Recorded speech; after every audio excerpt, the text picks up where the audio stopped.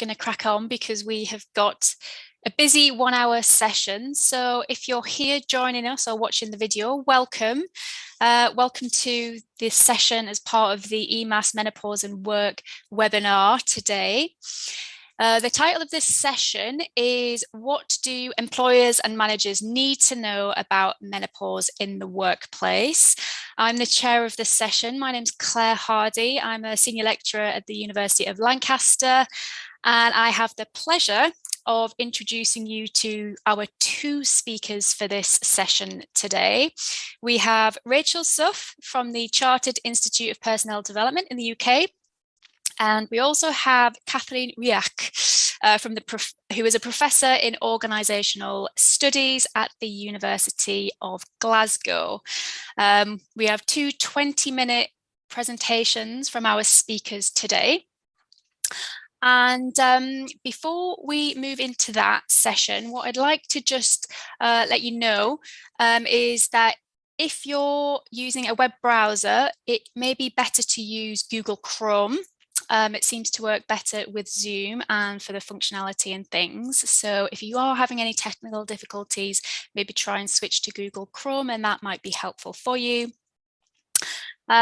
We have, as I said, two 20-minute presentations, first by Rachel, followed immediately by Kathleen. And after that, we will have 15 minutes to pick up any questions that you might have for our speakers.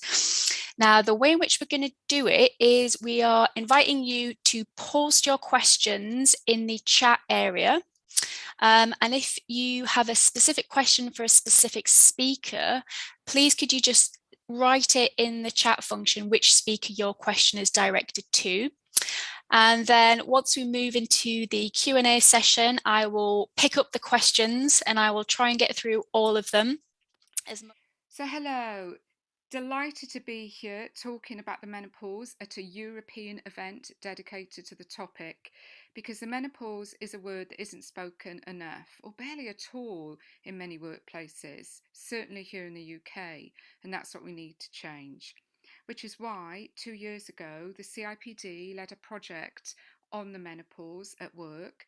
We also launched a manifesto on this in the UK Parliament with MPs, and we developed guidance for HR professionals, employers and line managers on how to better support women going through the menopause at work, which is what I'll base this session on. What do employers and managers need to know? But first of all, the CIPD, we're a professional body for HR and people development, mainly based in the UK but worldwide, as you can see from this slide. We have nearly 160,000 members, and our purpose is to champion better work and working lives. We take that purpose very seriously, and creating healthy and inclusive workplaces where people's health and well-being is taken very seriously, including support for people going through the menopause, is at the heart of that purpose. And that's very much the context with which we developed our guidance on the menopause. But in terms of creating supportive, inclusive cultures around the menopause and what employers and managers need to know, education is a really big part of that. So I think it does start with people in the workplace understanding much more about the menopause.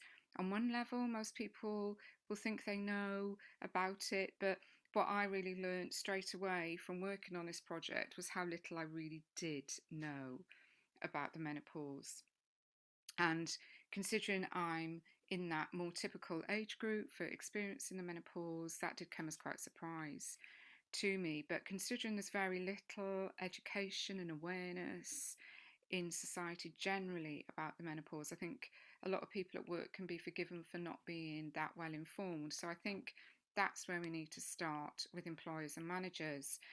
It's a natural part of aging, typically happens in that age bracket 45 to 55, but not exclusively, and it's when a woman's hormone levels decline and she stops having periods. But of course some women can experience it much earlier.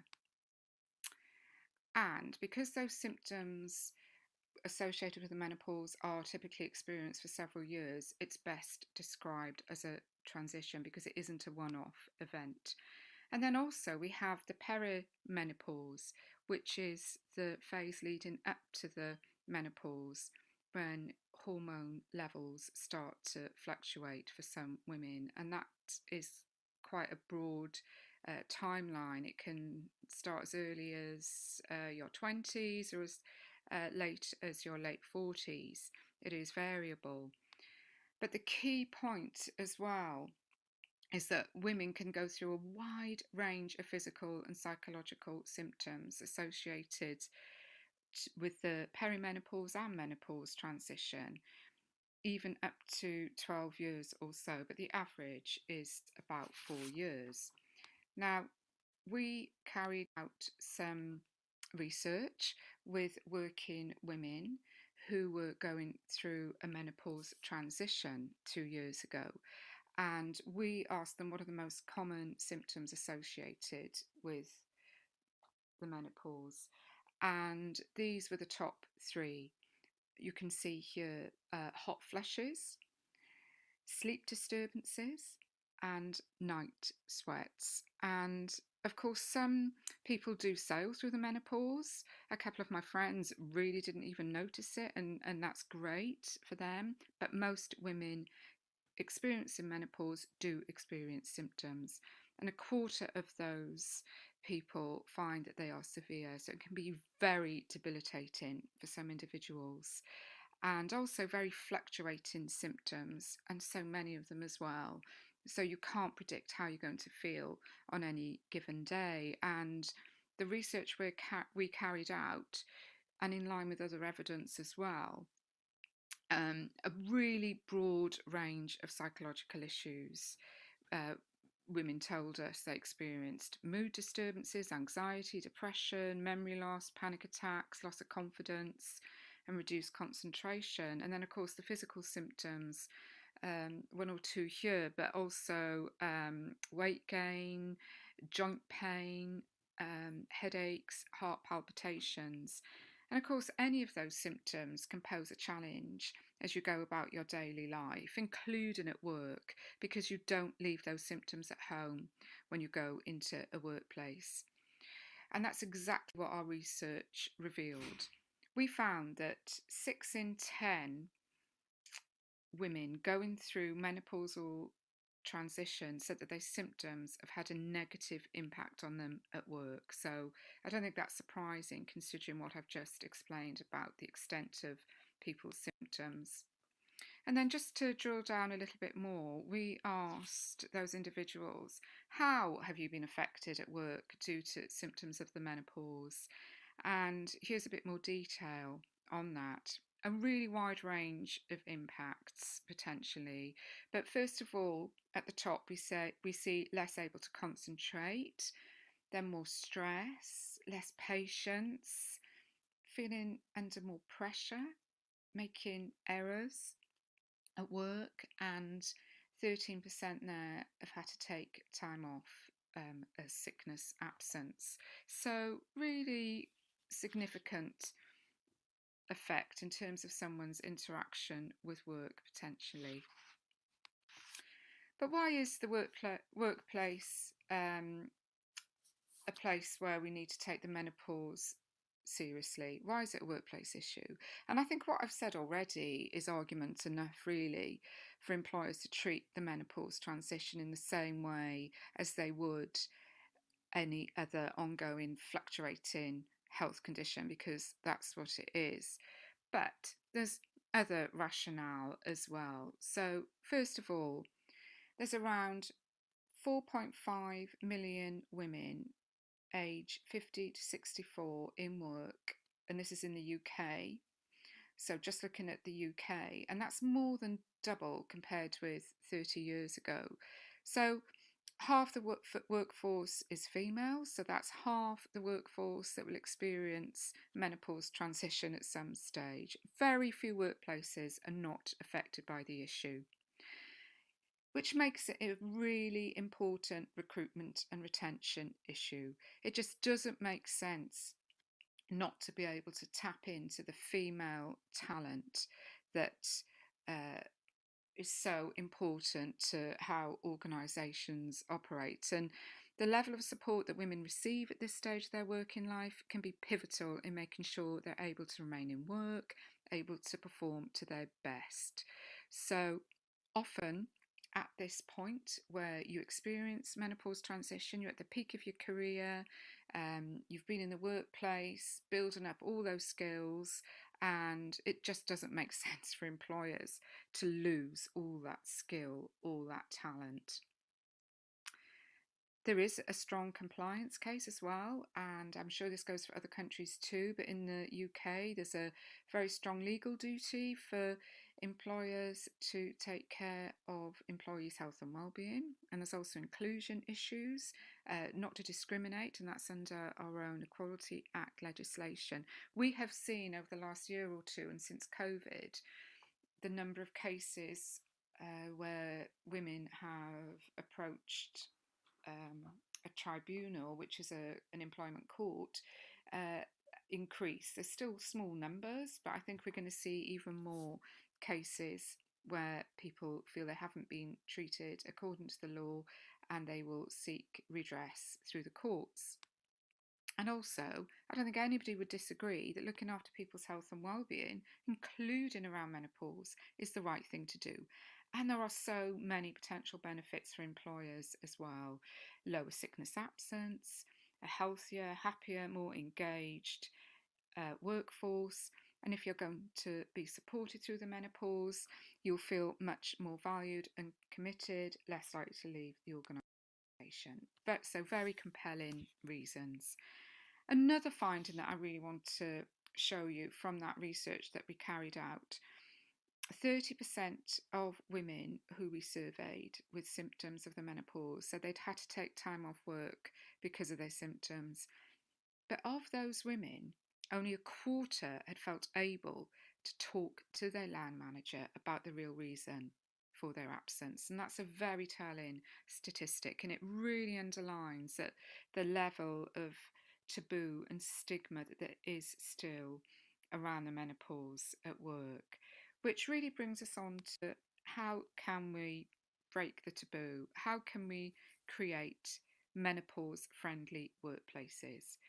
And I've just put these main areas into four.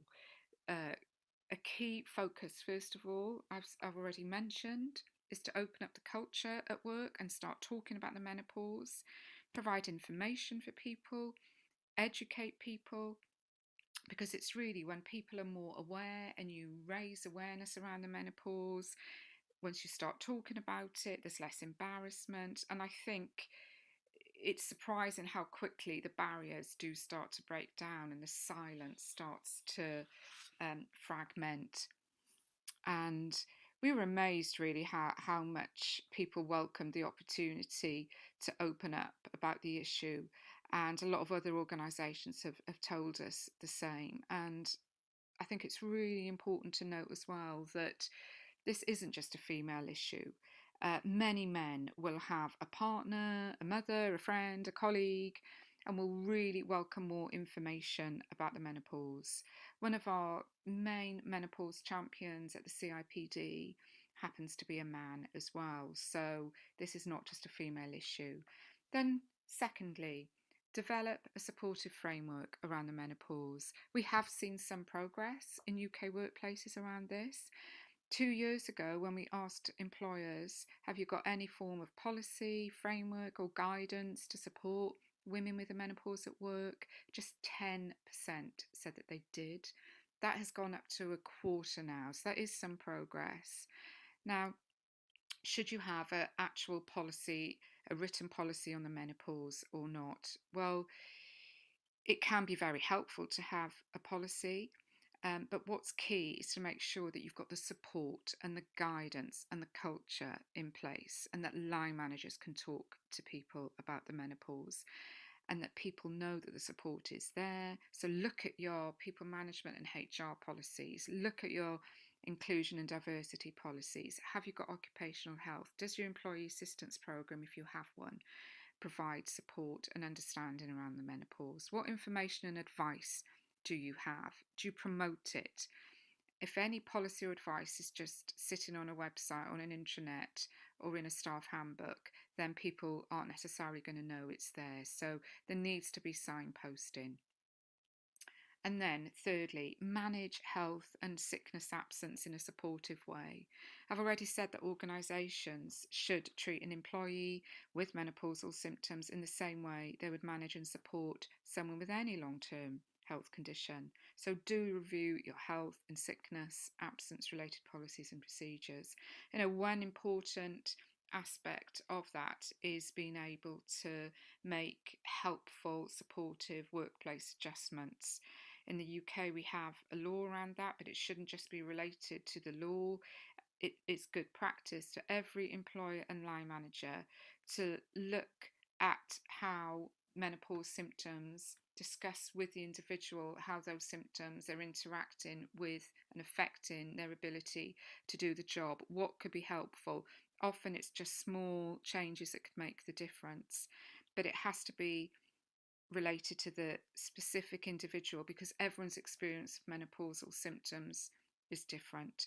And then with sickness absence reporting, it's not an effective way to manage sickness absence to not feel able to say genuinely why you need to take time off. Some absence management policies are not flexible enough, and you could have a trigger system where somebody could be unfairly penalised because they're taking 2, 3, or 4, 5 periods of sickness absence. Are your sickness absence fair?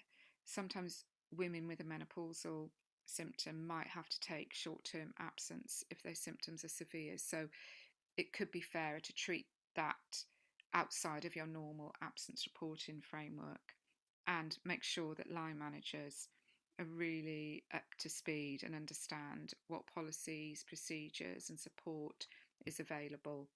That's really important. So I just want to, because line managers really are the common thread in terms of supporting people experiencing menopause transition. If line managers aren't embarrassed and feel able to have open, sensitive conversations, if somebody wants to, about the menopause, then other people are going to be less embarrassed and feel less stigmatized, more confident to access that support and those adjustments if they're available. So these are some guiding principles. So as well as being educated and aware about the menopause, encourage that openness, that inclusivity. It's very likely that line managers will be the first port of call if someone has got a health issue, is struggling at work, if they just need a few small changes, because often that's all it takes to make all the difference to how they can fulfill their role. So have those sensitive one-to-ones with people. Don't force a conversation about the menopause. It needs to be handled really sensitively because not everybody wants to talk about their symptoms. It's more about creating the kind of culture, the kind of environment where people can feel they have the confidence to talk about their symptoms and what they need from work should they need extra support and changes. And I think crucial to that conversation is building trust between the line manager and the individual.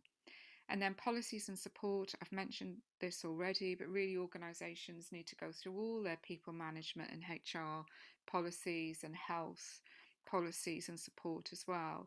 Offering flexible working is a really good way of helping people to cope with their symptoms.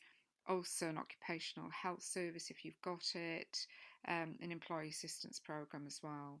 And then finally, in that virtuous circle of providing support and the right culture to support people with menopause symptoms is the proactive approach an organisation should have to make those practical adjustments that can really help to transform the experience of women with menopause symptoms at work. And then just on that point, what adjustments can help? These are just some key examples of the practical changes that can make a difference for some of the main symptoms, but there's many more as well, and it really, really does depend on that person's own individual experience. So, as simple as giving women a later start time if their sleep pattern is disturbed. Sleep disruption is such a major impact for so many women. I've certainly experienced that so much over the past few years, and just having that flexibility to not necessarily have to get up at the crack of dawn when you might have only had 3 hours sleep can be just so valuable to how you can be productive that day. So flexibility at the beginning of the day, definitely. A desk fan, I mean, they don't cost a lot, do they? And the number of women, I mean, I've not had a hot flush, surprisingly. I've had plenty of other symptoms, but haven't had that one. But the number of women who have said to me that it's just transformed their experience of work having a desk fan to help with hot flushes. And it sounds basic. It's a simple adjustment, but it can be so helpful. And then thirdly, making sure that you can take a regular comfort break and having adjustments to your uniform. I mean, a lot of uniform, if you do have to wear a uniform, they've often got synthetic fibres in them that are not very good for your comfort, especially if you're getting hot and overheated. So do look at uniform issues as well and see if you can have any flexibility there. But do make those changes in discussion with the individual and based on their own needs. And then finally, I just want to flag this is our hub page and practical guidance. We've got lots on there. I've put the address of that hub page at the bottom, so if you type that in, it will come up. We have got so many practical resources. We've got a guide for HR, very comprehensive guide there on the kind of approach that could be helpful for the whole organisation around the menopause. But we've also got a shorter, more practical guide for line managers with lots of practical tips that's very accessible, free to download, and then they can be circulated, they can be adapted to suit your own organisation. We've also got posters, we've got leaflets, there's a podcast on there, as well as our manifesto for the menopause at work, which we launched at Parliament. So please do make the most of these resources. They're just there to download, and I hope that you'll find them helpful.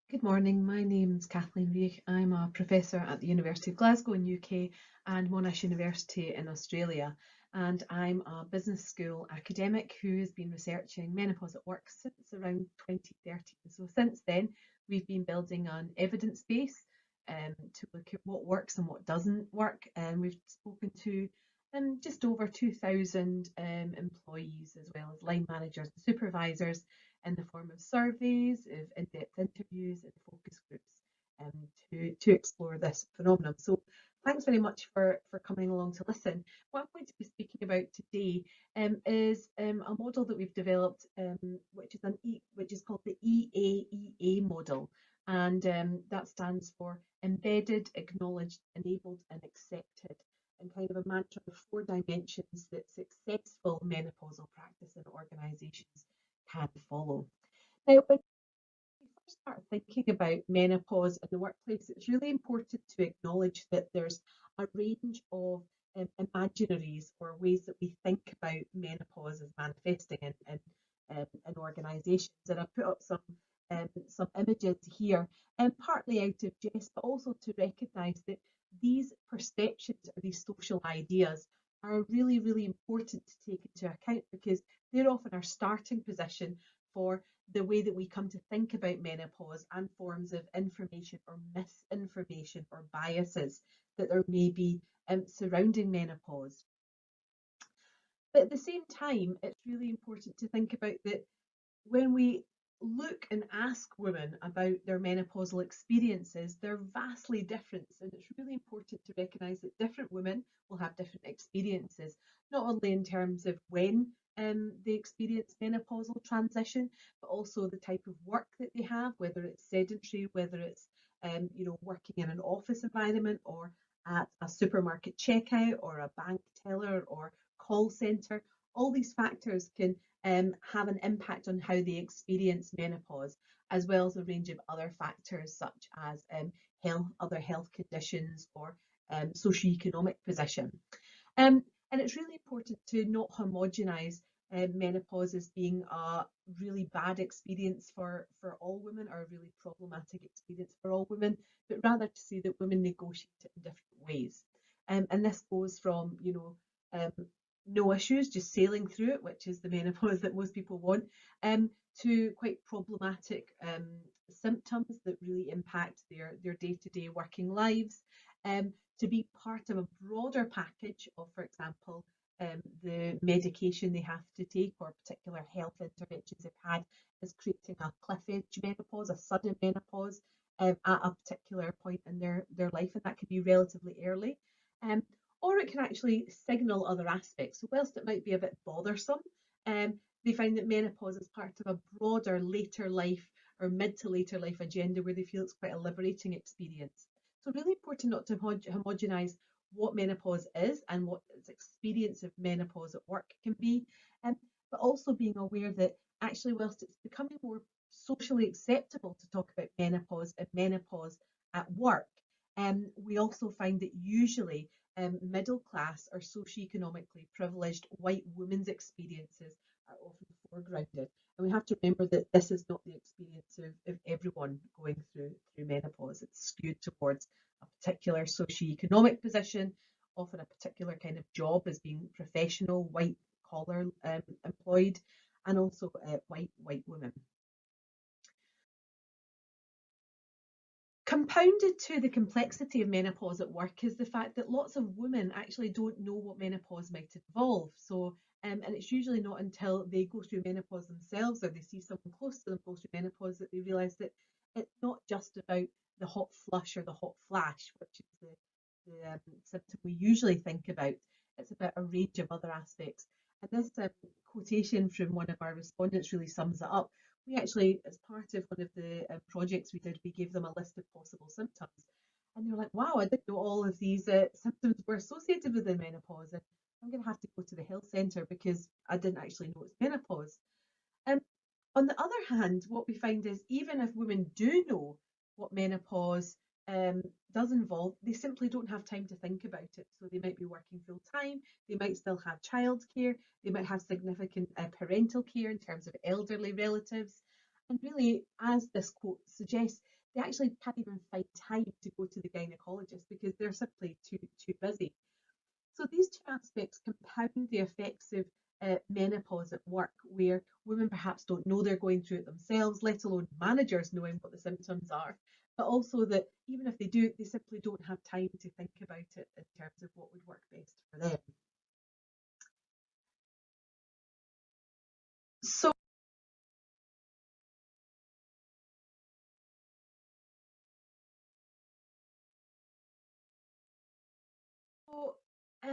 where does this actually take us in terms of thinking about organisation? So as I said, I'm academic in a business school, and I'm particularly interested in what the kind of organisational landscape surrounding menopause at work is. Now, there is a kind of range of legal issues surrounding menopause, and there has been a number of employment tribunal rulings since 2012, predominantly in the UK, where women have taken their employers, their former or current employers, to tribunals, claiming that menopause has been their menopausal experience has been part of a broader discrimination issue. We can say that menopause is a protected characteristic in and of itself, but the symptoms can be protected under disability discrimination. So if there's Equalities Acts or Disability Discrimination Acts, these are usually where we find issues of legislative enforcement surrounding menopause. And the interesting thing around these cases is even though they've happened in the UK, we find across the world managers and supervisors are turning to these cases to find out how they should or should not be supporting their employees, and what the parameters of what constitutes support or indeed inequality is surrounding menopause. In addition to this kind of tribunal rulings, what we see is that there's many high-profile organisations that are actually beginning to introduce menopause policies. So, for example, in Australia, where I was formerly based, we find that some super firms who are involved in the kind of pension funds, some of them are given 6 days leave and some guidelines. The Victorian Women Trust gave 12 days, and most recently Vodafone have committed to menopausal support in their workforce. There's also a range of professional guidance. So in the UK, we find that ECAS and of course the IPD, who are here today, have released some professional guidance. EMAS, of course, have launched their global guidelines on menopause at work in August 2021. And then ourselves produced MIPO, which I'll talk about a bit more at the end. That's an open access free resource for line managers trying to support their employees through menopause, because we know from research line managers and supervisors play a vital role in making sure that women either have an affirming or a marginalising or discriminatory experience of menopause at work. However, note of caution here, supporting menopause within the workplace has usually been confined to looking at large organisations, large corporates, and we don't have a lot of information about how small to medium enterprises support menopause, and that's even though we know that around 66.7% of people work for SMEs within the European Union, and so a significant number of women therefore are working within SMEs in Europe.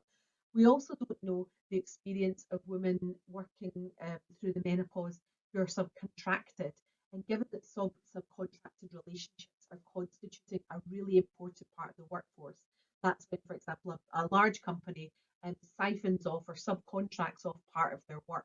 That might be the catering, for example, or the cleaning. And whilst that large organisation may have formal menopausal support, women who are working physically within their organisations but not contracted directly from that company might not be supported. And I think this growth in subcontracted relationships is really important to look at in terms of menopause, because we know that a lot of older women will be working in those particular kinds of jobs that are, of course, quite precarious and low paid. So research and evidence in this area is still relatively young and still to be undertaken. So thinking of kind of the practical aspects of how we might support menopause at work. Well, as I said, from around talking to around 2,000 women, what we've explored is that there's 4 dimensions of practical menopausal support that can be brought into a workplace to help women feel supported and affirmed within the workplace as they go through that menopausal transition. And we've called this the EAEA approach. And this is the acronym for Embedded, Acknowledged, Enabled and Accepted. And I'll go through these aspects in terms of the practicalities of what they involve. So the first aspect is embedded, and what embedded really means is integrated into existing practice. So we know that where possible, the best kind of menopausal support is integrated into existing policies rather than on introducing new menopausal policies just by themselves. So while introducing a menopausal policy may signal a culturally positive response to supporting menopause, we know that in addition to this, it has to be integrated into existing practices. These might be, for example, reasonable, mentioned explicitly in terms of reasonable accommodation, inequalities or equality or diversity policies, or what we might see as life-friendly policies. For example, flexible hours and flexible working spaces. Those policies can actually refer explicitly to menopause.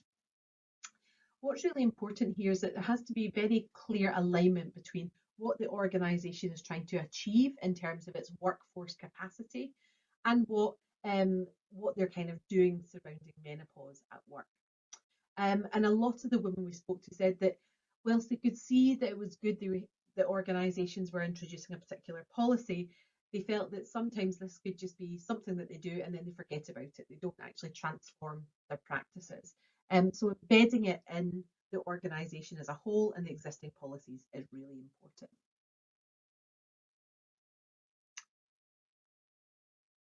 The second dimension of the model is thinking about acknowledgement.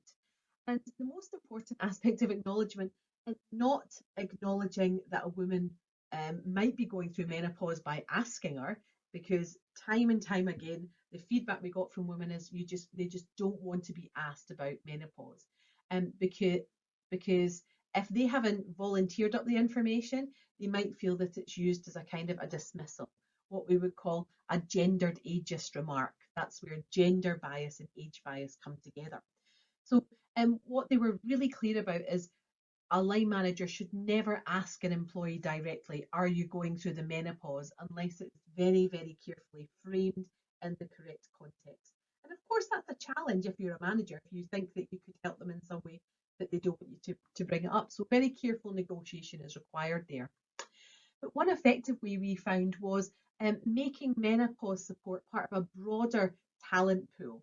Okay, so acknowledging that women who are most likely to be going through menopause, so around the age of late 40s, early 50s, are actually part of a broader talent pool that, if you satisfy their employment needs, are likely to be very productive, very loyal, and very motivated employees that have possibly, 15, 20 years of working life ahead of them, hopefully with your company.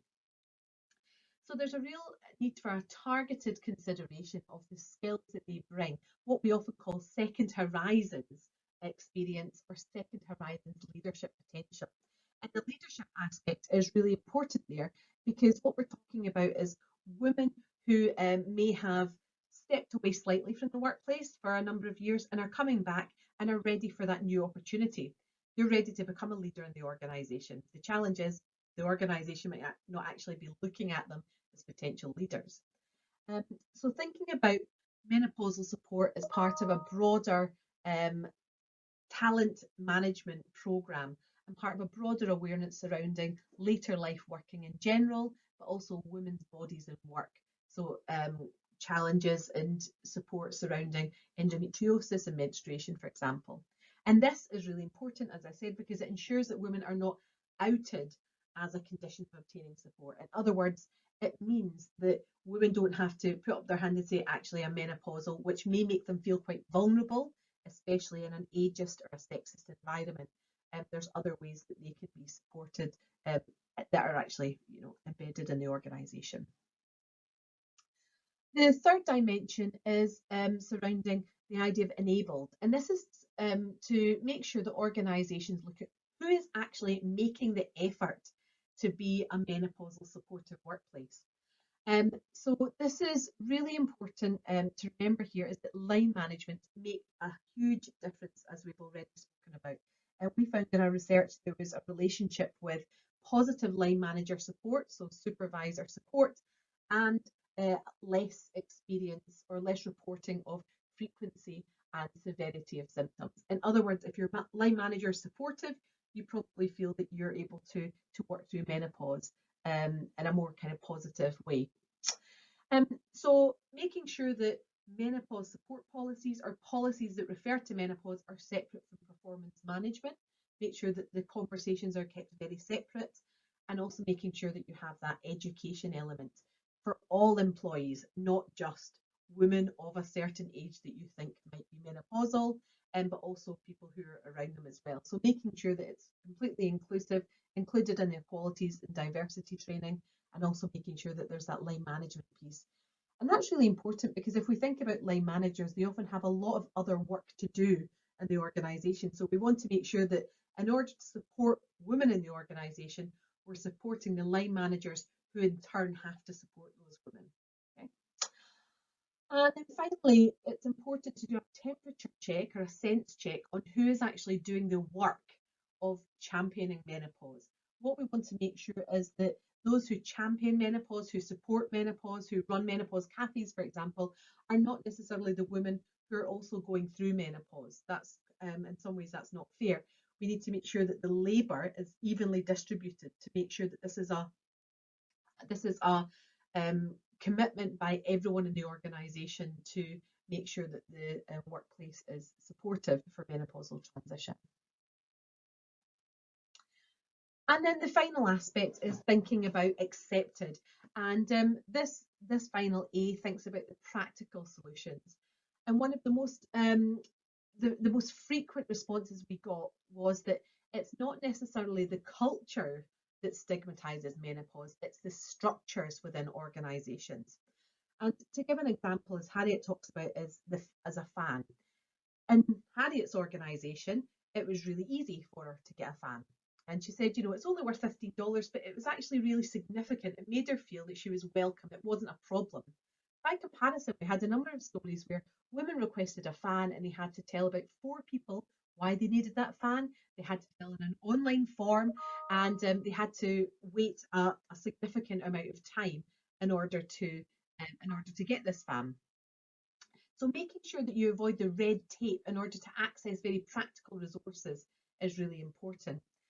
If there's uniforms in your organisation, making sure that they're multi-layered or have natural fibres can make a huge difference for those working within the organisation who may be experiencing symptoms. But also making them aware of what we call small inclusivity signals. So that might be, for example, notifying people where the meeting's going to take place at the timing, so they can, if they wish, they can make sure that they're sitting in a place which is comfortable for them in terms of temperature, because temperature control is really important, or even just knowing if it's a new building that they know where the toilets are, if they're experiencing symptoms that require them to regularly go to the toilet. These inclusivity signals are really, really important.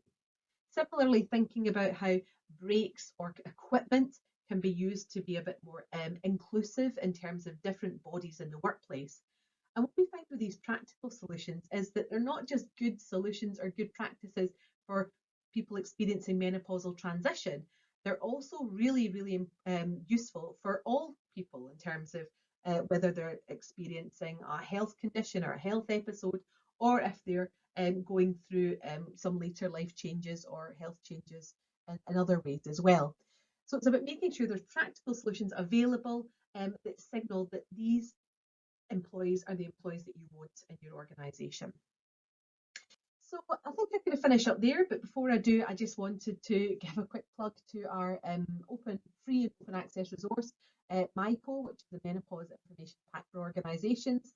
This was evidence-based, so built on a variety of studies that we published and produced, and it's free. It's a range of free resources to help line managers in particular start those conversations and think about working towards a menopause supportive workplace. So thanks very much for listening, and I'm looking forward to the Q&A. Thank you very, very much, Rachel and Kathleen, for those really interesting talks. I found them incredibly interesting, and I've got a million things that I could possibly ask you. But we are now moving into the Q&A session. So my first one, I'll direct it at you, Rachel, if you can hear me. So it's really interesting to hear about what the CIPD has done, and something that comes up a lot in the conversations I have with various different professional bodies, organisations and other academics is that there seems to be a real movement in the UK. And it seems that we seem to be doing a lot of things in our organisations, providing lots of help resources and things like that. And so I just wondered, from your perspective, what do you think has really helped us here in the UK to really foster this momentum that we seem to be having here? Yeah, that's a really good question, because we have seen in the past 2 years in the UK real momentum build up, like you say, and that's been in society and in the media more generally, and that has filtered into workplaces as well. And I think it's been helped in a sort of awareness raising way, because it's been talked about more. There's been some quite high profile personalities and people in public life talking about the menopause, and that, I think that's helped to sort of break the silence a bit. But also I think in terms of workplaces, I mean, we've done a lot of work around the menopause, as I said in my presentation, but other organisations have as well. And I think why it's really picked up steam is because we are pushing an open door. And we're seeing now, just over the summer, because I think through COVID, things went a little bit quieter, and we saw things level off a little bit, because a lot of organisations and government and so on was so focused on other compelling issues. But now in the UK Parliament, and I think we're going to see another sort of big wave of awareness and so on, we've got a private members bill. I think we're going to see more legislation hopefully come through. We've got 2 inquiries in our UK Parliament as well. So I think it just has that knock-on effect when an issue is being talked about more widely in society, then it has that, I find more friends speaking about it, and it's just more recognised as a very legitimate, important issue in workplaces as well. Mm. Yeah, it's true, isn't it? It's definitely in the atmosphere of people are just talking about it more. And in the UK, we've had some TV programs, haven't we, that have been specifically targeting this topic area of the menopause as well. Yeah, Kathy, I don't know if you have any kind of comments on that, because I know you were over in Australia, who are making headway as well with the menopause as well, and you're back in the UK now. What do you think, there's anything that we just have in place here that has really helped, that maybe anybody who might be from a different country might want to think about when they're trying to tackle this topic area? Yes, I mean, I think Rachel's absolutely right in terms of the kind of wave and momentum that we have in the UK. And if we were to kind of pinpoint why that might have started, you could take it from a positive side or perhaps a legislative side, because one of in the UK, we had one of the kind of earliest employment tribunal cases that mentioned menopause. And in some ways, that really kind of started the momentum. So, in a slightly kind of negative or prohibitive stance, it's that legislative push that's really or started the wave. So, I think one of the aspects for different European countries is thinking about, well, where might this actually be covered in your existing legislation, and not using that as a kind of as a stick to beat people about, but using it as a way of thinking, how can we proactively make sure that we avoid these expensive and costly cases, not just in terms of cost of going to court, but in terms of brand and reputation. I mean, no one wants to be the first organisation that's taken to court in their country because of discrimination surrounding menopause. So using that as a kind of real starting point and thinking, well, actually, this is covered by either equalities or discrimination legislation, or by, as Rachel said in her presentation, by health and safety and regulation and legislation as well. So in some ways, thinking about that as almost a starting block for why you should be bringing menopause in the workplace is one way of getting some board sign up and making people listen in. But I think once you have that, once you kind of start from that position, you start hearing voices that have always been there. So again, as Rachel said, this is something that you're often pushing an open door about.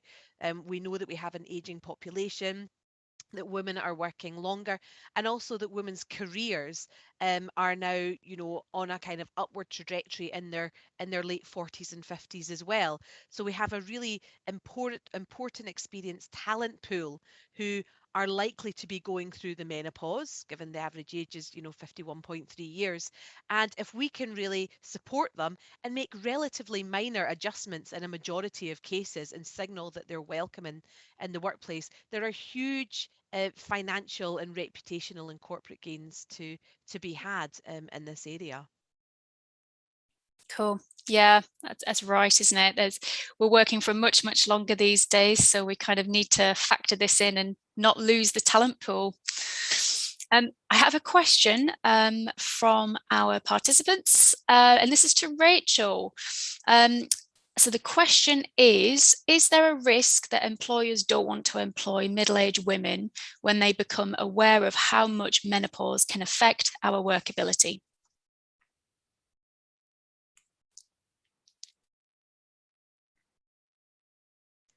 Don't know if Rachel can. I think you're on mute, Rachel. Sorry, I'm back. Well, yes, you'd certainly hope not, wouldn't you?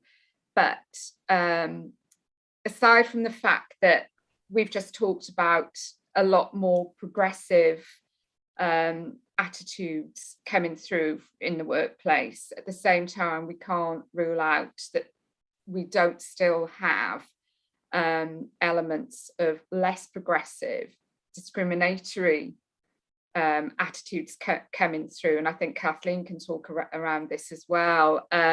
So it would be interesting, I think, as well, to have more research in terms of different sort of sectors and aspects of the economy, because Kathleen flagged SME sector that, you know, we don't have a lot of evidence there. But I think we do have those stereotypical attitudes still being persistent in some workplaces, and not only in relation to the menopause, even around pregnancy and other so-called gender issues.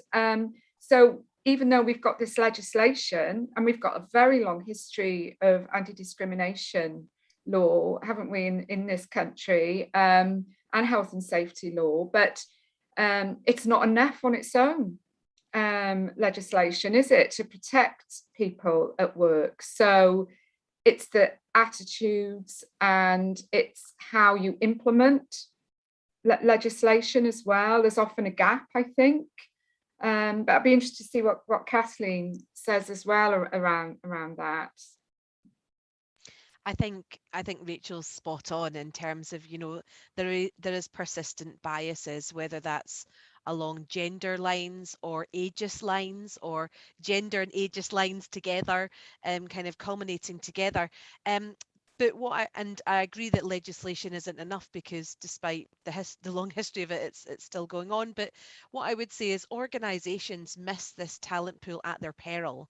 I mean, I think I think to not look at what people can provide just by virtue of their bodies is so outdated, and also is not going to make sure that the organisation is getting the best employees for the job. So we know from research, the evidence is abound that older women, or mid to older women, midlife to older women, bring a wealth of experience. They bring a wealth of resilience, usually because they've had to deal with sexist attitudes their whole life. So by the time that they get to midlife and later life, they're ready to kind of deal with any discrimination, and they've kind of been able to deal with it throughout their lives. So they're pretty tough. They're very hardy. They're very good at working with people and able to negotiate. And also they're very ambitious. I think we often assume that, you know, ideas surrounding career development ambition is almost being indexed according to young people. And that's simply not true. We know that individuals who are 50, who might have another 15 and 20 years of their working life, are ready. They want to progress. They might have, you know, went through child caring or kind of parental caring responsibilities, and they're ready, they're resilient, and they're ready to kind of enter your workforce and make huge productivity gains in your organisation. So for those organisations that are stuck in those outdated, biased stereotypes, well, more fool them, because they're going to lose out in the workplace of 2021. And it's a good point, isn't it, about kind of awareness. It's, I think, important to be aware that just because somebody goes through the menopause does not mean that they're going to have a difficult menopause or their work ability affected. So it's an important level of awareness and a breadth of awareness that is very evidence-based and more accurate to what menopause means and what can be experienced in staff, isn't it? So it's yes, I guess the risk is not just a lack of awareness, but perhaps an inaccurate awareness of what the menopause is and how it can affect the workforce. Yeah, good question. So we only have a couple of minutes left. So if we could have one short 1 minute response to the next question before we wrap it up. And it's for Rachel again. Are there any advantages to having a specific menopause policy rather than integrating it? So I think that means is it important to have a specific menopause policy rather than perhaps a well-being policy or a health and safety policy where menopause is just part of that? Yeah, a really good question. And I would really agree with, and it's quite debated actually in this country. So, for example, our Labour Party, which is the main opposition party, does call for it to be mandatory to have a menopause policy. At the moment, it's in their manifesto. What we would say, and I think this aligns with what Kathleen said as well, is that, well, first of all, what suits your organisation? And it might be helpful to have a standalone policy, but I think that integration piece is really important. And actually, because it is a health and wellbeing issue, if you do have already a health and wellbeing policy, strategy, and so on, and a framework, integrate it into that. I think what's important isn't the policy on its own, because we know it can sit on the shelf, and a HR department can have many policies, but actually it's how they live and breathe in the organisation, and what support you provide, what guidance you provide. Do people know it's there? And crucially, and again, Kathleen and I really emphasise this, line managers, are they comfortable, confident to not ask people, are you going through the menopause, but to be emotionally alert and intelligent around being proactive and having those conversations. Rachel, I'm really sorry to interrupt you, Flo. Okay. It's just gone 10 o'clock for me, so that is the end of this session. So I just want to say a really quick thank you to everybody who joined it. Thank you to our speakers. That was really, really interesting. Thank you for engaging with it all. And I hope you enjoy the rest of the conference if you are attending the rest of the conference. And good luck with your menopause and work mission. I hope we all make lots of progress and we can report back maybe in next year's EMAS conference. So thank you all very much for attending.